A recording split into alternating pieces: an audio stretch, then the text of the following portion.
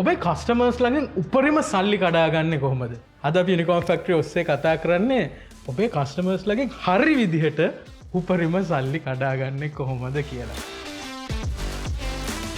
මම අර හොඳම කතාවක් අහලා තියෙනවා ව්‍යවසායකයෙක් හැටියට සේල්ස් කරද්දී ඔයාගේ රෙස්පොන්සිබිලිටි තමයි ඔයාගේ සල්ලි කස්ටමර්ගේ පොකට් එකෙන් ඔයාගේ පොකට් එකට දාගන්න කියලා. ඒක හිතන ටෙක්නික් එකක්. ඒක thinking ටෙක්නික් එකක්. මොකද you assume that your target market has your money. ඔයාගේ ටාගට් මාකට් එකේ ඉන්න කට්ටිය ගාව තියෙන ඔයාගේ සල්ලි. ඔයා හදන්නේ සේල්ස් මාර්ගයෙන් ඒ පුද්ගලයන්ට ඔයාගේ ප්‍රොඩක්ට් සර්විසස් දීලා ඒ සල්ලි ඔයාගේ කම්පැනි එකට ගන්න. දැන් මේක කරද්දී අද අපි කතා කරනවා ටෙක්නික්ස් දෙකක් ගැන නැත්නම් ස්ට්‍රැටජිස් දෙකක් ගැන මේ සේල්ස් ඔප්ටිමයිස් කරන්න නැත්නම් මැක්සිමයිස් කරන්න. පළවෙනි ස්ට්‍රැටජි එක අපි කියනවා අප්සෙලින් කියලා. අප්සෙලින් කියලා කියන්නේ ඔබගේ ප්‍රොඩක්ට් එක පර්චේස් කරන්න යන කස්ටමර්ට ඒ ප්‍රොඩක්ට් එකේ more superior version එකක් නැත්නම් more advanced version එකක් ඔයා කස්ටමර්ට සෙල් කරන එක. මම ඒකට උදාහරණයක් දෙන්නම්.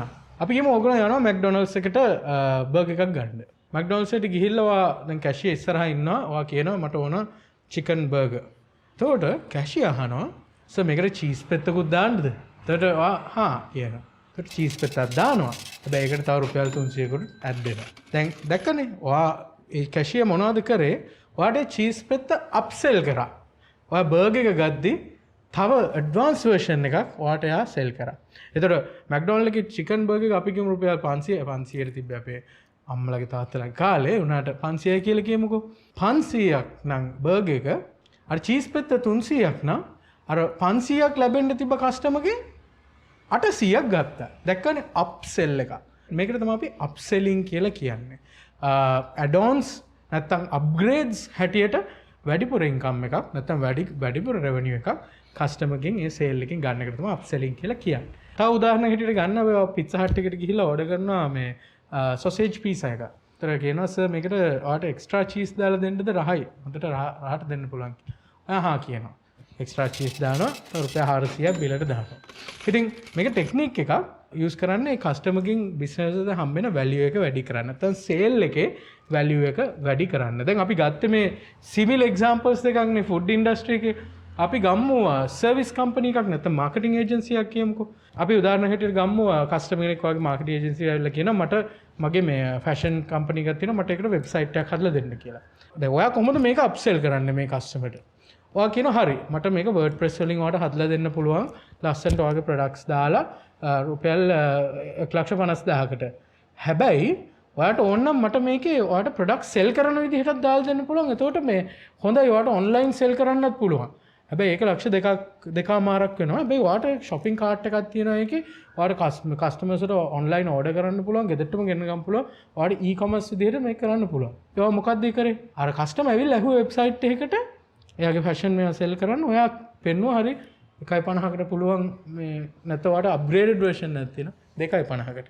I think කමලාට ඒ කස්ටමර් එක කැමති වුණොත් ඔයාට ඒක අප්සෙල් එකක් වෙනවා. ඉතින් මේකට තමයි අප්සෙලින් කියලා කියන්නේ. ඉතින් අප්සෙලින් තුරින් ඔබට කස්ටමර්ගෙන් එන සේල් එකේ ප්‍රමාණය වැඩි කරගන්න පුළුවන්. දැන් අපි බලමු අනිත් ස්ට්‍රැටජි එක ගැන. ඒ ස්ට්‍රැටජි එකට කියනවා ක්‍රොස් සෙලින් කියලා. ක්‍රොස් සෙලින් කියලා කියන්නේ ඔබේ කස්ටමර් කෙනෙක් ඔබේ ප්‍රොඩක්ට් එක පර්චේස් කරන්න එද්දී ඒකට කම්ප්ලිමන්ට් වෙන අනිත් ප්‍රොඩක්ට්ස් එයාට සෙල් කරන එක. අපි මේකට අර මැක්ඩොනල්ඩ් එකේ උදාහරණෙම ගමු. පුද්ගලෙක් එනවා චිකන් බර්ගර් එකක් ගන්න. ඇවිල්ලා චිකන් බර්ගර් 500 හරි මට චිකන් බර්ගර් එකක් දෙන්න කියලා කියනවා. ඊට පස්සේ කැෂියර් අහනවා සර් මේ ෆ්‍රයිස් එකකුත් දාන්නද?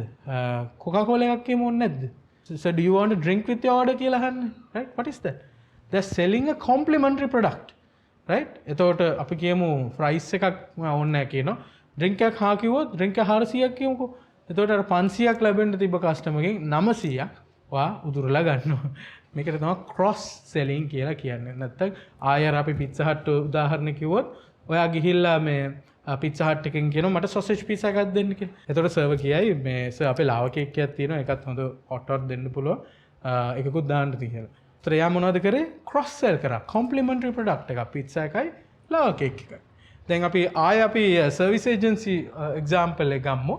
කස්ටමර් කෙනෙක් එනවා ඔයාට වෙබ්සයිට් එක හදන්න කියලා ඇවිල්ලා කියනවා මේ මට මගේ ෆැෂන් කොස්මැටික් බ්‍රෑන්ඩ් එකට වෙබ්සයිට් එකක් හදලා දෙන්න පුළුවන් කියලා. ඒක ඔයා මොනවද කරන්නේ? ඔයා ක්‍රොස් සෙල් කරනවා. මොනවද ක්‍රොස් සෙල් කරන්නේ? ඔයා කියනවා okay miss I can do this මට මේක කරන්න පුළුවන්. වෙබ්සයිට් එක හදන්න 1,50,000ක් යනවා. හැබැයි මිස් මේක විතරක් කළා මදි.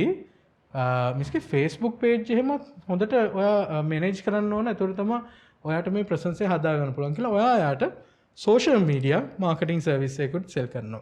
complimentary product එකක් අරකට එක්කම sell කරනවා කියනවා. මට මාසෙකට 30000ක් දෙන්න නැත්නම් 50000ක් දෙන්න මං ඔක්කොම 50000ට මැනේජ් කරන්න බෑ මේ කාලේ.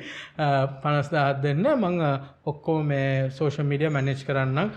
ෆොටෝස් එහෙම අරගෙන ලස්සනට post කරලා කරන්න කියලා. දැන් බලන්න මොකද්ද කරේ? cross sell එක. complement වෙන product එකක් sell කරා customer ට. cross selling වල advantage එක මොකද්ද? මොකද අර නැත්නම් upselling දෙකේම ඒ strategies දෙකේම use වෙන්නේ customer ඔයාගේ product එක purchase කරන්න ආවහම. ඒ කියන්නේ customer decide කරනවා ඔයාගේ product එක base product එක purchase කරන්න. එතනින් ඒ value එක maximize කරන්න නැත්නම් මම කියනවා පුළුවන් තරම් සල්ලි ප්‍රමාණයක් උදුරලා ගන්න තමයි අපි මේ cross selling සහ upselling කියන techniques දෙක use කරන්නේ. ඉතින් මම හිතනවා ඔයගොල්ලෝ අලුත් දෙයක් අද ඉගෙන ගන්න ඇති කියලා මේ වීඩියෝ එකකින්. මේ අවස්ථාවේදී මම ස්තුතිවන්ත වෙනවා අපි Unicorn Factory එකට බෙහෙවින් support කරන American Center එකට, ඒ වගේම US Embassy එකට, ඒ වගේම අපේ ආදර ප්‍රේක්ෂකයන්ට අපි දිගටම encourage කරනවාට දිගටම අපේ videos බලන්න, subscribe කරන්න, comment කරන්න, like කරන්න, share කරන්න. ඉතින් අපි ආයෙත් තව interesting video එකකින් හම්බෙමු. තකන් begin na